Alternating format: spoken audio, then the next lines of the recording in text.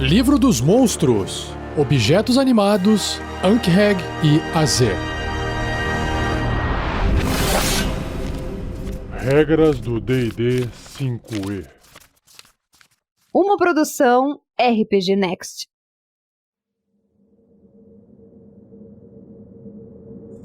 Objetos animados, em inglês Animated Objects, são construídos com magia potente para seguirem os comandos de seus criadores. Quando não estão sendo comandados, eles seguem a última ordem que receberam da melhor forma possível e podem agir independentemente para cumprir instruções simples. Alguns objetos animados, incluindo muitos dos criados em Faeria, Feywild, podem conversar fluentemente ou adotar uma personalidade, mas a maioria são simples autômatos.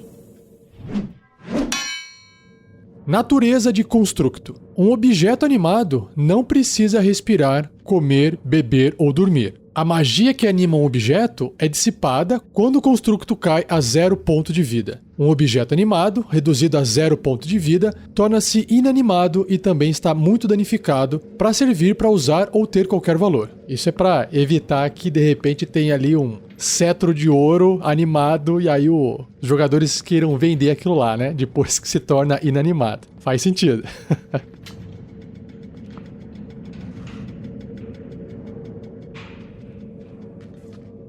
Então, no livro do monstro, dentro de objetos animados, são apresentados 3: a armadura animada, a espada voadora e um tapete sufocador. São 3 exemplos de criaturas animadas. Como a própria descrição do livro diz, qualquer objeto poderia ser animado, mas esses são os mais comuns. Começando então com a armadura animada, no livro há uma ilustração de uma armadura, uma full plate toda detalhada, bem bonita, de metal prateado, e ela está ali em pé, suspensa, se movendo, sem ter ninguém dentro dela usando.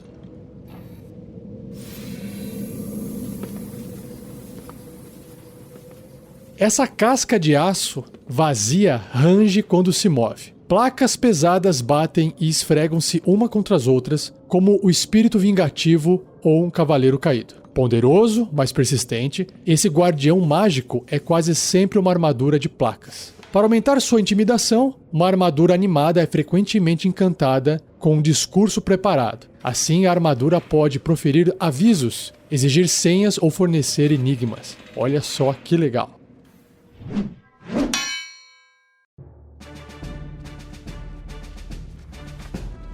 Sobre as estatísticas da armadura animada. Ela é um constructo médio e o seu alinhamento, a sua tendência é imparcial, ou seja, unaligned, não tem alinhamento, como se fosse uma besta, né? Sua classe armadura é 18, um valor alto, uma armadura natural, porque ela é a própria armadura, pontos de vida 33 e deslocamento 25 pés, 7 metros e meio. É como se fosse um halfling andando, meio lentinha. Sobre os seus atributos de força, destreza, constituição, inteligência, sabedoria e carisma, apenas valores de força e constituição são valores pouco altos, né? Força é 14, constituição é 13. A destreza é 11, então é na média. Agora, inteligência, sabedoria e carisma é tudo lá embaixo, né? Porque é uma armadura animada. Então, inteligência é 1, sabedoria é 3 e carisma é 1. Uma criatura que não tem nenhum poder mental, né? Nenhuma capacidade intelectual. Só que ela tem várias imunidades. Imunidade a dano psíquico, porque ela não tem uma mente, né? Então não tem como atacar a mente dela com dano psíquico. E também é imune a veneno, porque geralmente veneno causa dano a coisas orgânicas, certo? Ela também tem imunidade a algumas condições, que é amedrontado, então ela não consegue ficar com medo, cego, né? Já não tem olhos, não tem como ficar cega, enfeitiçado, não pode ficar enfeitiçado, envenenado, exausto, paralisado, petrificado, surdo. Então várias condições que ela é imune. Sobre os seus sentidos, ela tem percepção às cegas de 18 metros, 60 pés, que é o Blind Sight, porque ela também não tem olhos, então não consegue enxergar nada, então ela só percebe até uma distância. E também não tem ouvidos, então não escuta nada, né? Então essa percepção é uma sensação do ambiente. Além desses 18 metros, ela é cega, completamente cega, ou não percebe nada. Claro que um barulho alto pode atrair ela de longe, certo? É como se ela pudesse ouvir a distância mesmo sem ter ouvidos. Bom, isso é o que eu como mestre julgaria, ok? E a sua percepção passiva é 6, ou seja, um valor bem baixo. É bem fácil passar ali por ela sem ser percebido. Ela não tem nenhum idioma, não fala nada, e o nível de desafio é 1, concedendo 200 XP. Sobre a sua aparência, ela tem uma aparência falsa, que é uma característica dela. Enquanto a armadura permanecer imóvel, ela é indistinguível de uma armadura normal. E isso que dá a graça dessa criatura, desse monstro, né? Você tá chegando próximo de uma criatura, de uma armadura ali, e você fica pensando, será que esse negócio vai se mexer e vai me atacar?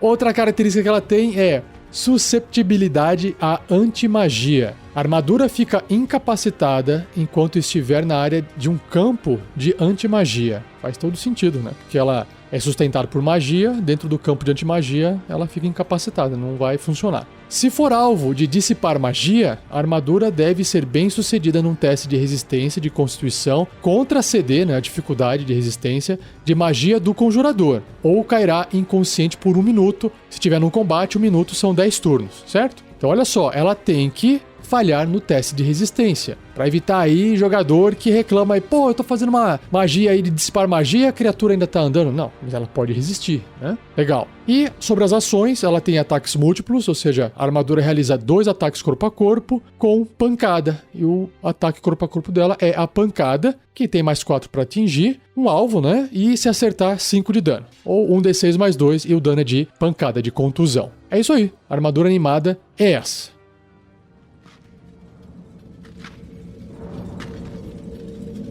Espada voadora, Flying Sword. Uma espada voadora dança no ar, lutando com a confiança de um guerreiro que não pode ser ferido. Espadas são as armas mais comuns animadas com magia. Machados, clavas, adagas, maças, lanças e até mesmo bestas autocarregáveis também são conhecidas por existir em forma de objeto animado.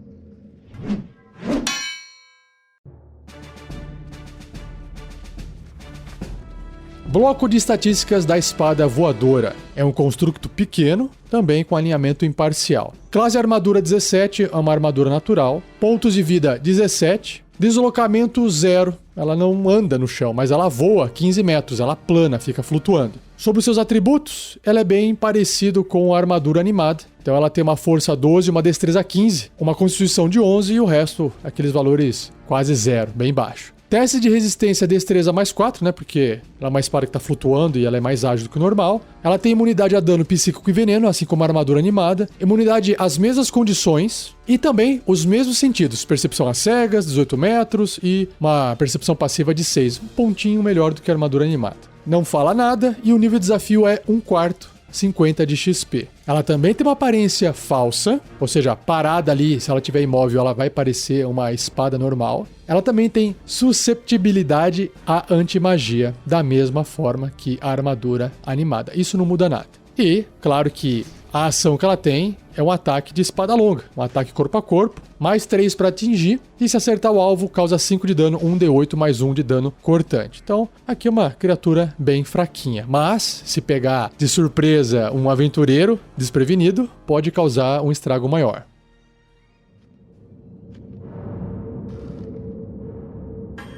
E por fim, o tapete sufocador. Pretensos ladrões e heróis descuidados chegam na entrada da residência de um inimigo. Olhos e ouvidos alerta às armadilhas apenas para terminar sua busca prematuramente enquanto o tapete sob seus pés se anima e o sufoca até a morte. Imagina! Um tapete sufocador pode ser feito de muitas formas diferentes. Desde um tapete finamente tecido para uma rainha até um tapete grosso no casebre de um camponês. As criaturas com a habilidade de sentirem magia detectam a aura mágica falsa do tapete. Em alguns casos, um tapete sufocador é disfarçado como um tapete voador. Interessante. Ou outro item mágico benéfico. Para poder atrair a pessoa. Porém, o personagem que fique em cima ou sente no tapete, ou que tente proferir uma palavra de comando, achando que é um tapete voador, por exemplo, é rapidamente preso conforme o tapete se enrola bem apertado ao redor da vítima. Ele lembra um pouco o Mímico, que tenta se parecer uma outra coisa, mas eu vou descrever o Mímico no episódio futuro.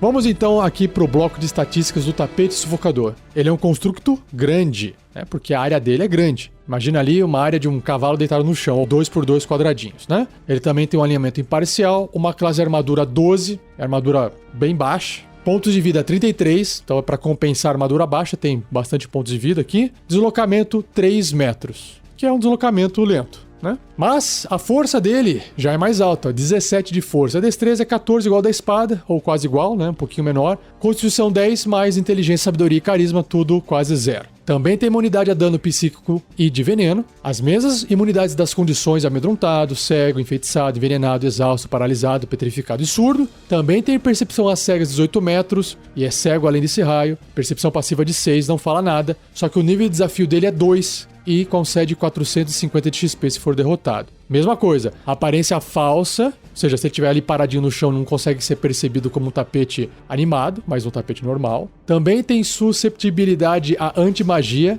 ou seja, se ele estiver ali num campo de antimagia, ele vai ficar incapacitado, ou se alguém fizer magia ali e ele tem que fazer um teste de resistência para ver se ele consegue resistir ou não, ou fica inconsciente por 1 minuto. E ele tem uma habilidade diferente aqui, ó, transferência de dano. Olha só que legal. Enquanto estiver agarrando uma criatura, o tapete sofre apenas metade do dano causado a ele e a criatura agarrada por ele sofre a outra metade. Olha só que legal. Lembrando, né, que todo monstro, assim como o personagem jogador, no seu momento de executar uma ação, pode fazer um ataque, pode fazer uma magia, mas pode fazer uma ação especial, que é um dash, um hide, né, uma disparada, um se esconder, um dodge, que é a esquiva, ou o agarrar. No caso do tapete sufocador, agarrar alguém é vantajoso para ele e pior ainda para a vítima. E lembrando que esses objetos animados, eles vão, geralmente, né, agir sempre pegando a criatura, o seu alvo, de surpresa. Então, de repente, tá lá, os jogadores entraram num lugar e tem uma criatura lá dentro, que tá animada, mas tá parada, porque ela tem uma aparência falsa e ninguém percebe ela, a não ser que faça ali uma magia de detectar magia, aí vai perceber que tem magia, né? Mas fora isso, não tem como distinguir que aquilo lá é animado ou não. E aí, de repente, se a espada, ou o tapete, ou a armadura resolve atacar o personagem, ou seu alvo, rola essa iniciativa, certo? Só que o inimigo, o alvo sendo atacado, está surpreso. Então, se ele ganhar na iniciativa, mesmo assim, chega na vez dele e não pode fazer nada. Então, o objeto animado vai acabar, na maioria das vezes, sempre atacando o primeiro. E aí ele vai lá e, nesse caso do tapete, agarra o seu alvo. E aí o que ele faz? Ele pode sufocar, que é o seu ataque, que é a sua ação. Então, é um ataque corpo a corpo com arma, mais 5 para atingir. E a criatura ela pode ser média ou menor. É porque ela vai enrolar, não adianta ser uma criatura grande, tipo um cavalo ou um troll, não dá. A não ser que o tapete seja maior ainda. Se acertar, a criatura é agarrada, tem uma dificuldade de 13 para poder escapar, e até esse agarrão acabar, o alvo fica impedido, cego e sofre risco de sufocar. E o tapete não pode sufocar outro alvo, claro, né? Senão ele teria que desenrolar. Além disso, no início de cada turno do alvo, ele sofre 10 de dano. Aí é pancada, hein? 2d6 mais 3 de dano de esmagamento ou de contusão. Então ele simplesmente realmente enrola na criatura, a criatura fica ali impedida, cega e sofrendo o risco de sufocar, que na verdade o que é sufocar? Se ela chegar a 0 ponto de vida, de tanto perder esses 10 e 10 e 10 e 10, ela foi sufocada. Muito bom.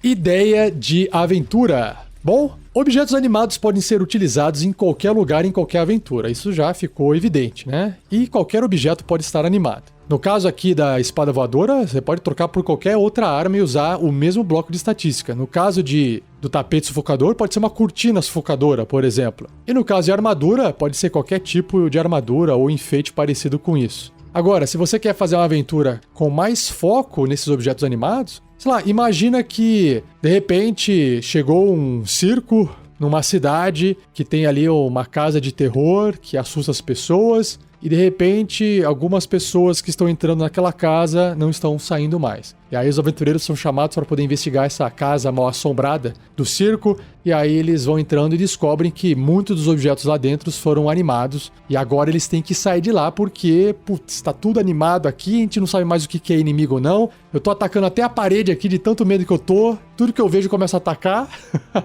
E aí, de repente, pode ter um monte de coisa que tá ali animada e realmente se torna um desafio de combate pros personagens. Agora, de repente, será que eles têm que ir atrás de uma vítima? Será que tá vivo? Tem alguém que sobreviveu? Será que alguém se escondeu lá dentro e tem que ser resgatado? E outra, quem é que fez isso? Mas antes de eles tentarem descobrir quem que tá fazendo isso, eles têm que sair vivos de dentro da casa. Então, imagine só uma aventura simplesinha, até uma one shot dá pra fazer só com esses objetos animados. Bom, não se esqueça também de acessar o fórum em rpgnext.com.br e deixe a sua ideia de aventura com objetos animados lá. Registre lá a sua ideia para outros poderem acessar e jogar suas aventuras, tá bom? Se você quiser acessar também, o link direto para o fórum está no post desse episódio.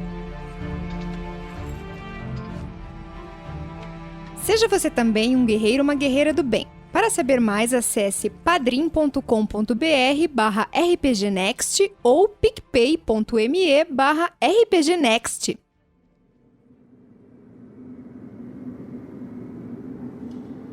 A próxima criatura do cast de hoje é Ankheg. O que parece um Ankheg? Tem uma ilustração no livro e ele parece um Zerg. Se alguém já jogou StarCraft da Blizzard ou já viu aquele filme chamado... Puta, não vou lembrar o nome do filme agora. Aquele que tem um monte de inseto gigante no futuro, assim, uma guerra entre humanos e esses insetos que saem da Terra. Então ele lembra um alien com uns bracinhos de cavalo de Deus e é realmente um monstro. É bem feião. Insectoide, assim, uma aparência de inseto, de formiga. Enfim, deu pra entender.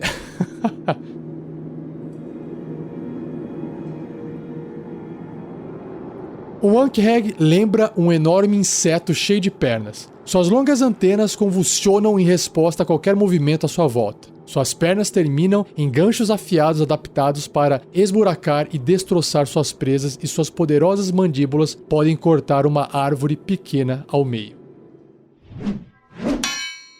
Espreitadores na Terra. Os Ankhegs usam suas poderosas mandíbulas para cavar sinuosos túneis nas profundezas do solo. Quando ele caça, um Ankheg se enterra, esperando embaixo da superfície até que suas antenas detectem movimento acima. Então, ele emerge da terra e agarra sua presa com as mandíbulas, esmagando, dilacerando ao mesmo tempo que secreta enzimas ácidas digestivas. Eita! Essas enzimas ajudam a dissolver a vítima para facilitar o engolimento, mas o Ankheg também pode cuspir ácido para derrubar inimigos. Porra, gostei. Tormento de campos e florestas. Apesar dos Ankhegs receberem uma certa porção dos seus nutrientes do solo que eles cavam, eles devem suplementar sua dieta com carne fresca. Pastagens cheias de gado e florestas com numerosas presas são os campos de caça preferidos do Ankheg. Por isso, essas criaturas são o tormento de fazendeiros e patrulheiros em todos os cantos. Túneis terrestres. À medida que ele escava a terra, o Ankheg deixa um túnel estreito e parcialmente desmoronado no caminho. Nesses túneis, pode-se encontrar os restos de quitina das patas do Ankheg, ovos eclodidos ou restos mortais de suas vítimas, incluindo moedas ou outros tesouros espalhados durante o ataque da criatura. Ou seja, dá pra jogar aí uma aventura que é só explorar esses túneis dos Ankhegs, como se fosse uma dungeon, uma masmorra.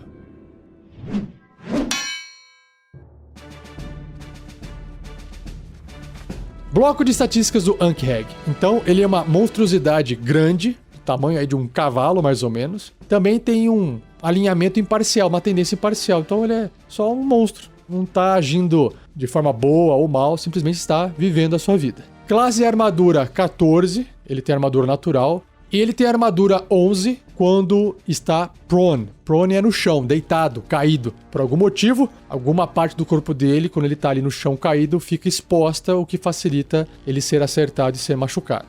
Pontos de vida 39, deslocamento 9 metros, só que se ele estiver escavando, cai para 3 metros. Mas mesmo assim, cavar 3 metros a cada 6 segundos é bastante, né?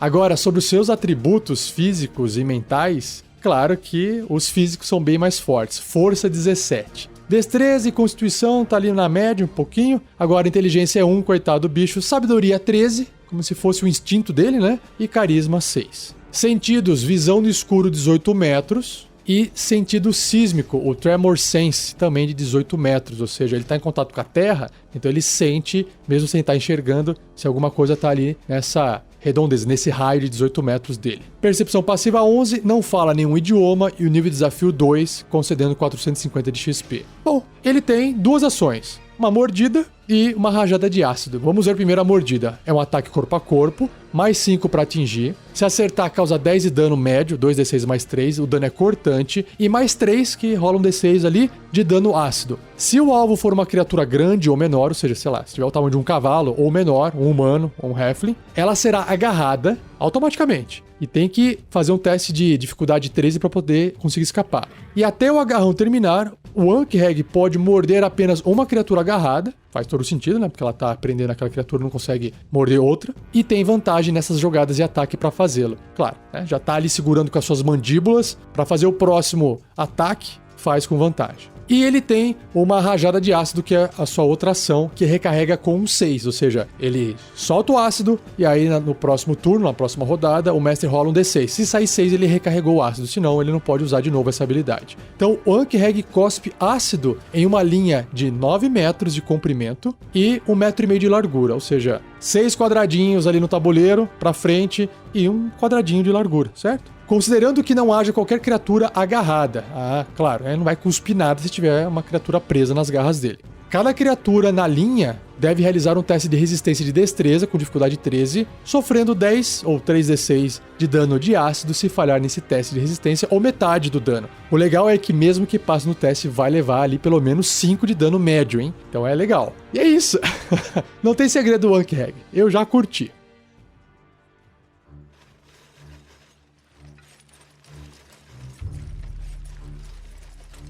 Ideia de aventura. Bom, como a própria descrição do Ankheg, onde ele mora, onde ele vive, em campos e floresta para poder se alimentar, fica fácil, de repente, os aventureiros serem chamados para poder lidar com a praga ou com essas criaturas que, até então, estavam se alimentando só dos animais da região, de repente começaram a invadir os bois, e de repente agora, sei lá, comeram a filha de um fazendeiro. E aí os aventureiros têm que ali entrar, ou lutar com uma criatura, ou entrar nos seus túneis e começar a caminhar para descobrir para onde o Ankheg tá indo, ou talvez de onde ele veio. Por que que os Ankhegs não eram um problema e agora passaram a ser um problema? Será que na floresta próxima alguma coisa está acontecendo que está forçando essas criaturas a virem mais para o campo para poder se alimentar? Será que os aventureiros têm que fazer primeiro uma investigação na floresta? Ou será que eles chegam na floresta através dos túneis dos Ankhegs? E aí eles descobrem que está acontecendo alguma coisa lá maior, mais problemática, que está eliminando a fonte, esses suplementos alimentares dos Ankhegs, dos animais, né, da carne.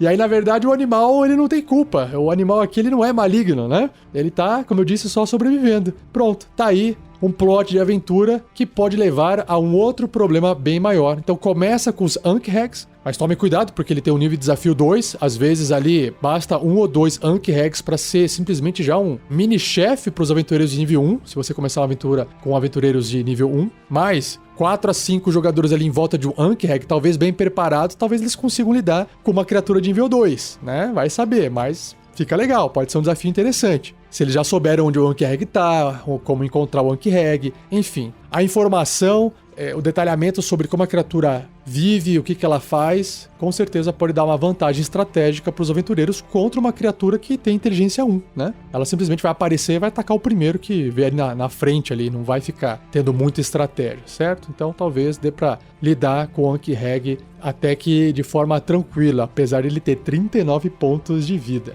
Curtiu a ideia? Bom, quero também ler e quero que você registre a sua ideia no fórum do RPG Next. Acesse o link para o fórum nesse episódio ou acesse o nosso site que está lá em cima. É só você clicar que você descobre onde fica.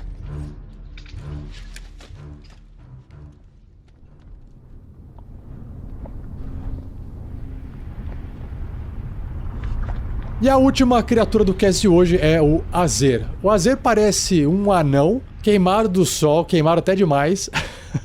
Só que no lugar da sua barba e cabelo é fogo. Ele segura um escudo e um martelo de combate também pegando fogo. É bem isso. Nativos do plano elemental do fogo, os Azers são mestres da forja, mineiros, peritos, inimigos jurados dos Efrit. Em relação à aparência e maneiras, um Azer assemelha-se a um anão, mas só na fachada. Sob sua pele de aparência metálica, um Azer é um ser de fogo, que por fora se manifesta em seu cabelo e barba flamejantes. Construídos, não nascidos. Os Azers não se reproduzem. Cada um deles é construído de bronze por outro Azer imbuído com uma porção de chama interior do construtor. Olha que legal. Cada Azer é esculpido com características únicas. Esse processo de construção limita o crescimento populacional dos Azers e é a razão principal para essas criaturas continuarem raras. É tipo máquina fazendo máquina, né? Habitantes vulcânicos. Os Azers habitam em reinos nas fronteiras entre o plano elemental da terra e o plano elemental do fogo, uma cadeia de montanhas e vulcões cujos cumes erguem-se como sequências de fortalezas. Sob os picos das montanhas, abaixo de caldeiras vulcânicas e entre rios de magma, os Azers extraem metal incandescente e gemas brilhantes da terra. Esquadrões de Azers patrulham as passagens e túneis para seu reino, rechaçando as investidas de salamandras, cujos mestres Efrit ordenam ataques contra os reinos Azer. Nossa, um monte de criatura aqui que só vai ser citado em episódios futuros. Inimigos dos Efrit. Há muito tempo, os Efrit e os Azers eram aliados. Os Azers ajudaram a criar a Cidade de Bronze, forjando aquele lar dos Efrits em um dos lugares mais maravilhosos já criados. Quando os Azers terminaram o trabalho deles, os Efrits os traíram, realizando uma tentativa falha de escravizar os Azers e de proteger os segredos da cidade. Interessante. Apesar das incursões ocasionais e conflitos, no entanto, os dois lados abstiveram-se, até agora, de um conflito direto. É mais ou menos Coreia do Sul e Coreia do Norte. Os Azers acreditam que apenas a ameaça de serem reveladas as passagens escondidas para a Cidade de Bronze mantém os Efrits em xeque. Olha só, tá aí ó, a dica de aventura aí. Mestres do metal e das gemas. Os Azers são artesãos memoráveis e criam trabalhos maravilhosos com as gemas e metais preciosos encontrados no habitat vulcânico. Eles avaliam o valor de tais tesouros acima de todas as outras coisas, por vezes, enviando grupos para os planos em busca de metais e gemas raros. Quando os Azers são evocados através de magia para o plano material, em geral é para ajudar a forjar um elaborado item mágico ou obra de arte, pois dizem que sua perícia com tal ofício é incomparável. Tá aí também outra dica para começar o contato com o Azer numa aventura. Fogo vivo. Um Azer não precisa comer, beber ou dormir, mas...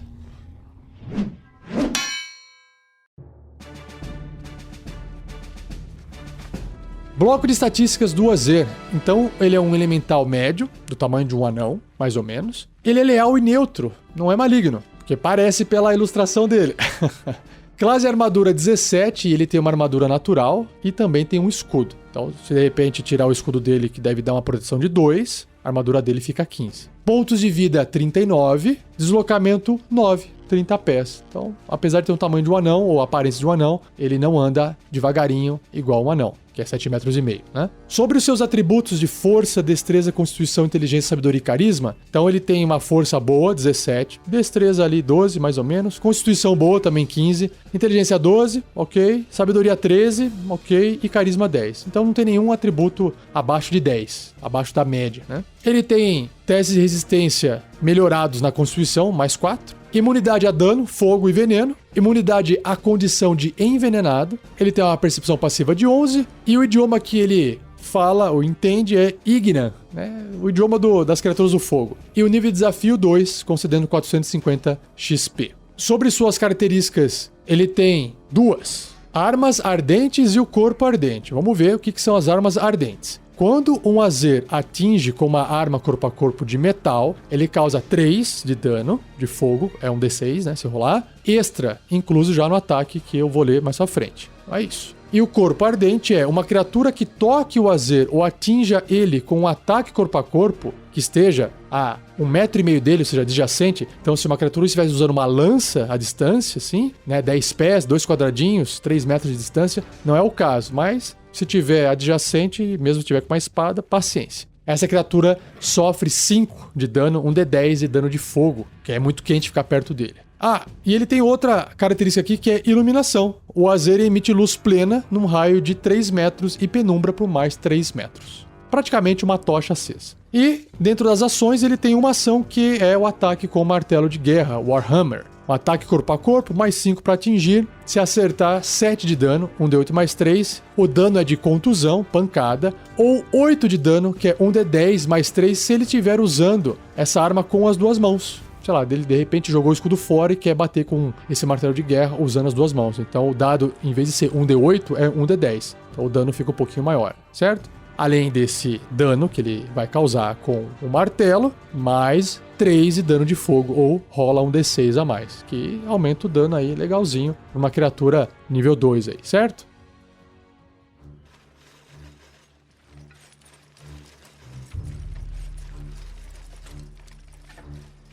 Ideia de aventura.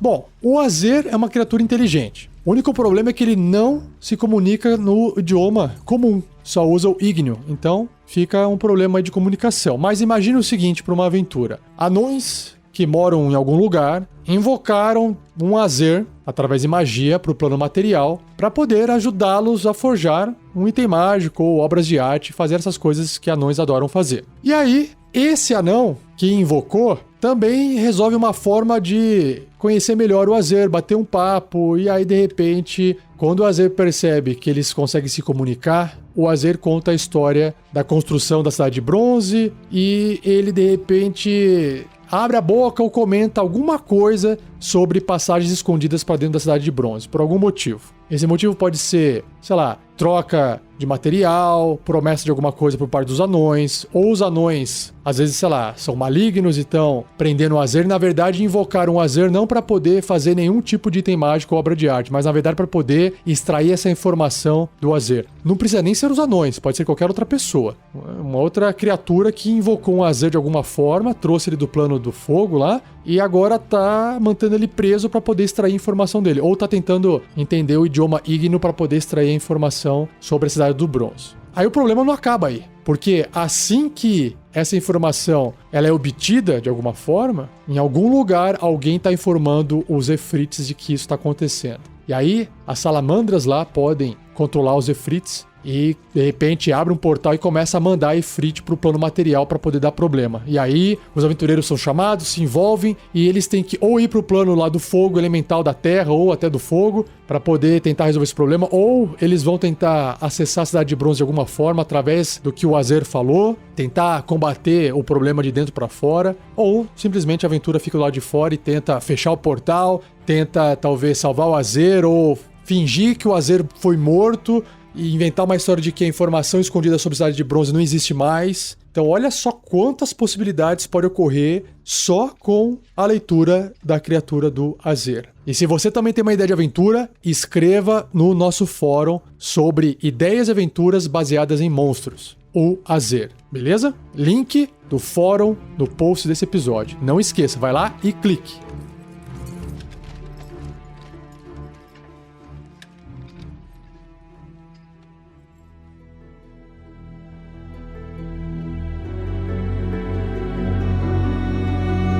E assim eu encerro mais um Regras do D&D 5e, espero que você tenha gostado. Se você tiver dúvidas, escreva para mim, envie um e-mail para rafael47@rpgnext.com.br ou escreva no post desse episódio. Não esqueça de compartilhar com seus amigos, jogadores, mestres. Claro que o mestre tem que saber das criaturas, os jogadores não necessariamente, mas se o jogador sabe separar jogo de metajogo, não tem problema. Eu acho que todo mundo gosta de conhecer o mundo fantástico por trás do RPG e das criaturas. Deixo aqui registrado um obrigado ao editor Gleico Vieira Pereira e lembre-se que o RPG Next está no Spotify. Nós temos programas separados, como por exemplo, o RPG Next Podcast, onde tem todos os podcasts, tem lá Tarrasque na Bota separado, se você quiser só acessar Tarrasque na Bota separado, tem o Regras do D&D 5e separado, Regras do GURPS, Contos Narrados e a Forge, tá bom? Vá procurar a gente lá no Spotify. E não perca o próximo episódio, onde irei apresentar a você os monstros Banshee, Basilisco e Berrir, beleza? Então, muito obrigado, um abraço e até!